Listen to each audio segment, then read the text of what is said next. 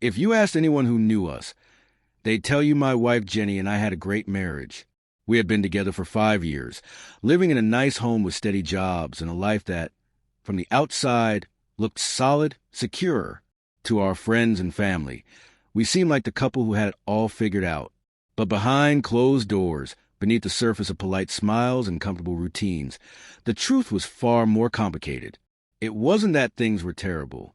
There were no explosive fights, no shouting matches that rattled the walls, no broken dishes or slammed doors. But it wasn't great either. It was a slow, creeping kind of unraveling, the kind you don't notice until it's already too late. The sarcastic remarks that stung more than they should have. The heavy sighs that lingered just a second too long. The avoidance of real conversations. The subtle shifts in tone. The way we had both become experts at dodging the things that mattered. I would say something, and Jenny would roll her eyes. She would bring up complaint, and I'd brush it off, too tired or too distracted to engage. Resentment didn't arrive like a sudden storm. It seeped in drip by drip, like a slow-working poison. And over time, those little drops accumulated into something neither of us could ignore. I just didn't realize how far gone we were until the night. She said something that changed everything. It was a Thursday, one of those soul-draining days that left me running on fumes. Work had been relentless, back-to-back meetings, a boss breathing down my neck about deadlines, emails piling up faster than I could answer them. By the time I stepped through the front door, all I wanted was silence. A meal, a couch, and the luxury of not having to think. But the moment I walked in, I felt it. The air in the house was thick with unspoken words, the kind that weighed more than any shouting ever could. Jenny stood at the sink, scrubbing dishes with a force that had nothing to do with cleanliness. The sharp clink of plates, the tension in her shoulders. It wasn't just dishwashing. It was frustration. She glanced at me, a quick, stiff acknowledgement. No smile, just a clipped, "Hey?" I matched it with my own tired, "Hey!" Kicking off my shoes, already bracing for whatever was coming. Dinner was silent. We sat across from each other. Our conversation reduced to the metallic scrape of utensils against porcelain. I scrolled through my phone between bites, pretending not to notice the way she was watching me. And then it happened. I don't even remember what sparked it. Maybe it was the dishes. Maybe I had forgotten to take out the trash again. Maybe it was something she said that I only half listened to, because my mind was somewhere else. But suddenly, it wasn't nothing anymore. Jenny shoved her plate away with a sharp clatter. "You always do this," she snapped. I exhaled, already exhausted. "Do what?" "Act like everything's fine. Like nothing ever bothers you. Like I'm the only one who gives a damn." I dropped my fork, rubbing a hand over my face. "Jesus, Jenny, can we not do this tonight?" Her voice turned razor sharp. "Right, because talking is such a burden for you. I should have let it go.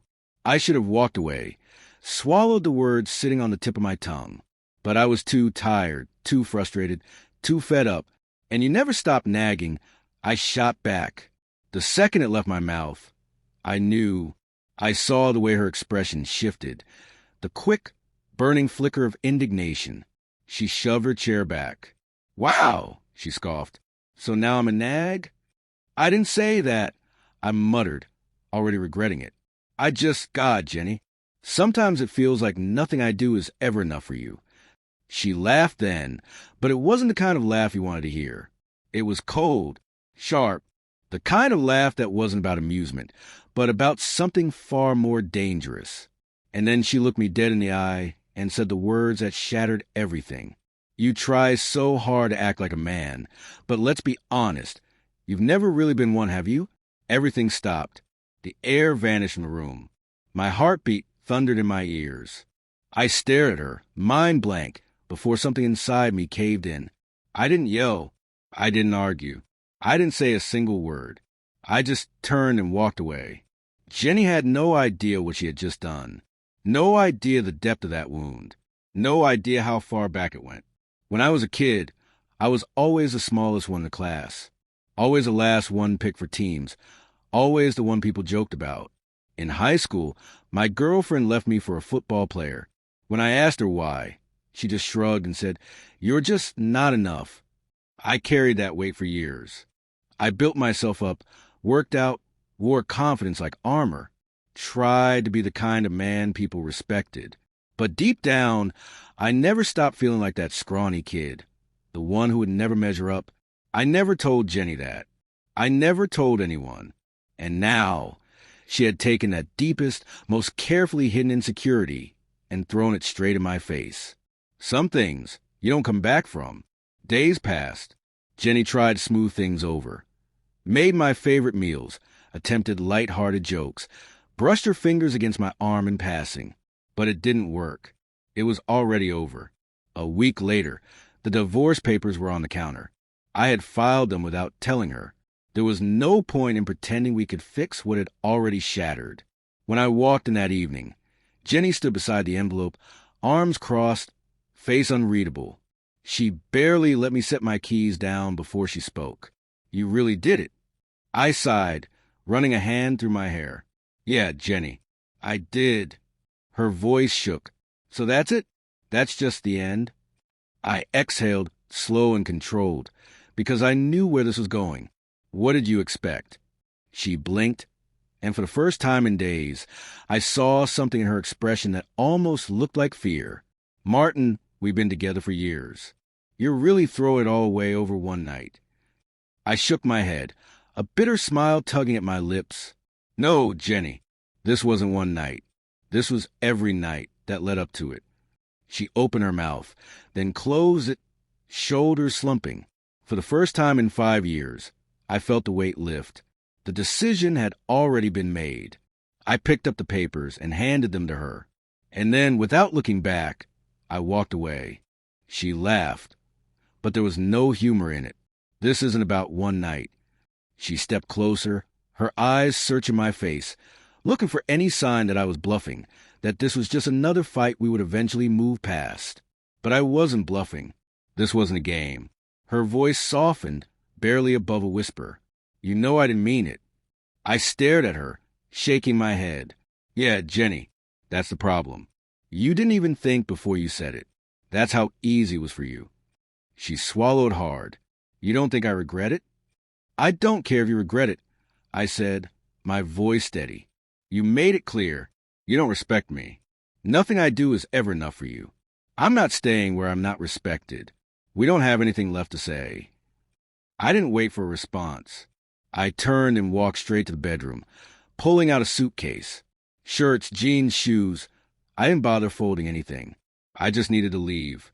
Jenny followed, her voice breaking as she pleaded with me to stop. She stood in the doorway, her eyes red, hands trembling, begging me to talk, to give us another chance. But my mind was made up. She reached for my arm, desperate now, her anger unraveling into heartbreak. But it didn't matter. Nothing she said could undo what had already been done. I zipped up the suitcase, grabbed my keys, and walked past her.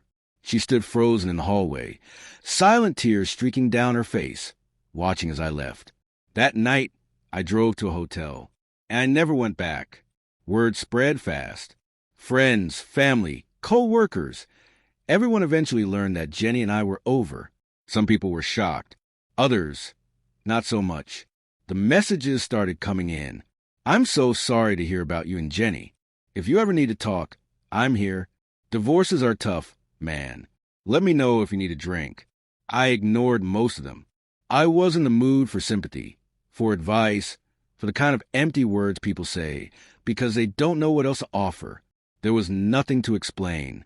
The decision had already been made, and I wasn't interested in justifying it to anyone. But then a message came in that I didn't ignore. It was from Anna, Jenny's best friend. "Hey, Martin, I just heard about you and Jenny. Crazy how things turn out. If you ever want to go out for a drink, let me know. Might take your mind off things." I stared at my phone for a long moment, my thumb hovering over the screen. Anna, she had always been friendly. Maybe too friendly. The subtle glances, the playful teasing, the way her hand would linger just a second too long when she touched my arm. I had noticed it before, but I never acted on it. I was married. She was Jenny's best friend. That line was never supposed to be crossed. But now there was no line. nothing holding me back. And if I was being honest with myself, I had always found Anna attractive. Maybe that was why my fingers moved before my brain could argue. Yeah, let's do it. We met at a bar downtown. A quiet place, dim lighting, the kind of spot where no one paid attention to who came and went. Anna was already there when I arrived, sitting at a table with a cocktail in her hand, her legs crossed, a knowing smirk playing at her lips. She looked good. Too good. "Hey, stranger," she said, tilting her head as I slid into the seat across from her. "Long time no see." I chuckled, shaking my head. Yeah, been a long couple weeks.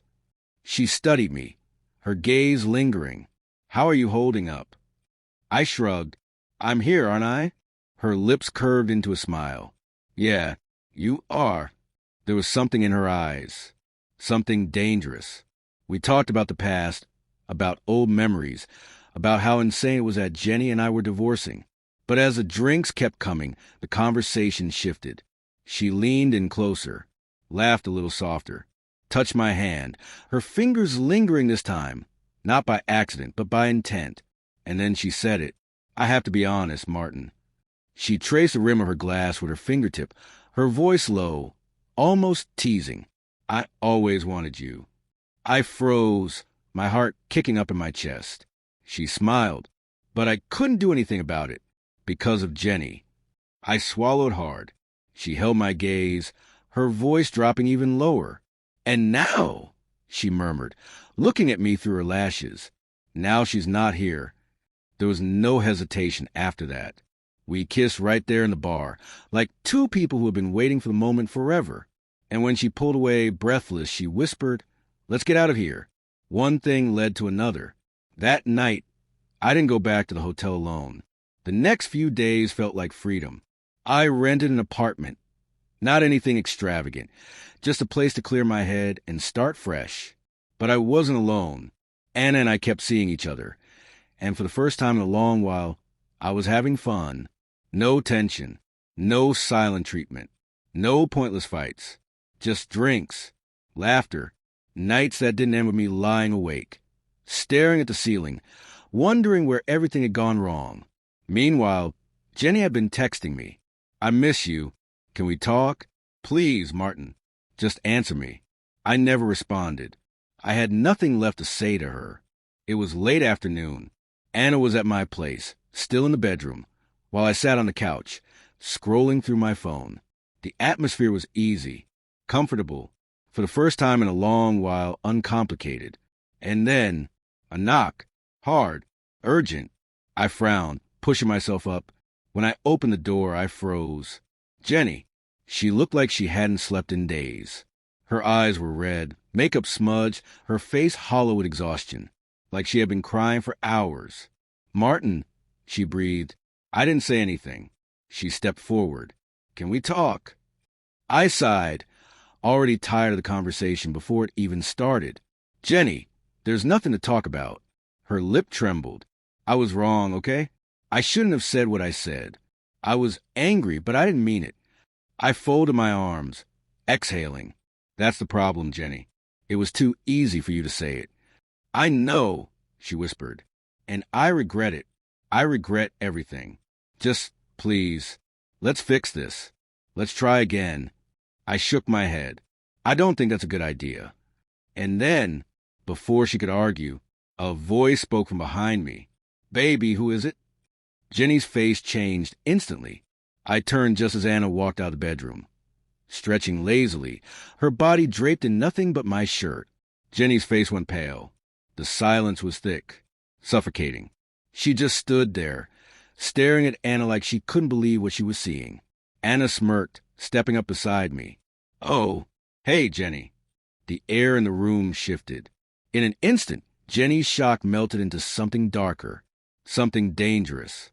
"You ugly," Jenny breathed, her voice shaking, raw with betrayal. "You were my best friend." Anna tilted her head, feigning innocence, her lips curving into the barest hint of a smirk. "I know. Crazy, huh?" Jenny's fists clenched at her sides, trembling with rage. "How could you do this to me? With my husband?" I cut in, my voice calm but firm. Ex-husband.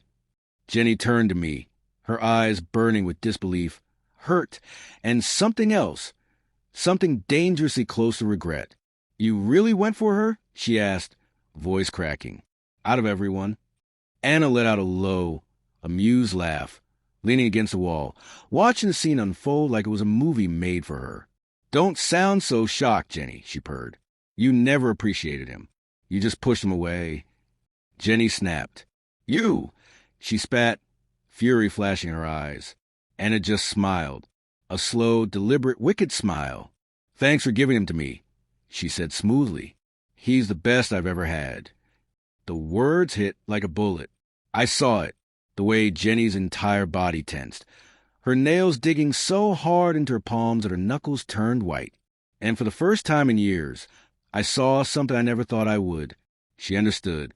She realized at that moment that I wasn't the problem, that I had always been worth something. And I smirked, because for years, Jenny had made me feel like I was never enough. And now, her own best friend stood in front of her, telling her I was the best she'd ever had. I let the silence stretch, let it sink in. Then finally, I exhaled, my voice calm, unwavering. Get out. Jenny's eyes snapped to mine, wide and pleading. Martin, no. I cut her off. We're done. You need to leave. Her lower lip quivered, but she didn't argue. Maybe, finally, she realized there was nothing left to fight for. I stepped aside. She hesitated, just for a moment. Then, with a shaky breath, she turned and walked away. And I didn't watch her go. For the first time in years, I felt light. No more fights. No more walking on eggshells. No more feeling like I was never good enough. I let out a slow breath and glanced around my apartment. The new space. The fresh start. I wasn't sure what came next. But for once, I was actually looking forward to it. The past was behind me. And the future? For the first time in my life, it was mine to decide.